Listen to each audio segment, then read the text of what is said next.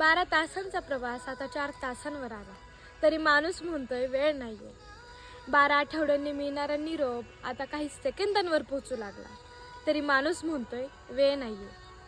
12 माणसांचं कुटुंब 4 माणसांवर आलं, तरी माणूस म्हणतोय वेळ नाहीये. वेळ नाहीये आई वडिलांना फोन करायला, वेळ नाहीये निसर्गात रमायला, वेळ नाहीये स्वतःसाठी जगायला. पण वेळ आहे बरं का.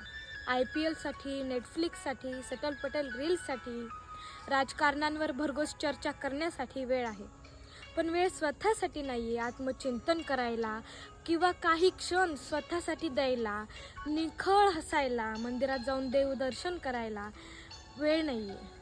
मग असाच वेळ नाही आहे असं म्हणत वेळ निघून जातं आणि मग कळतं की वेळ होता, पण आपण वेळ नाही आहे असं म्हणत जगायला विसरलो होतो. म्हणूनच आत्ताच काही नात्यांसाठी वेळ द्या, वेळ देऊन बघा. कारण वेळ नाही आहे हे सत्य नाही, हे फक्त कारण आहे.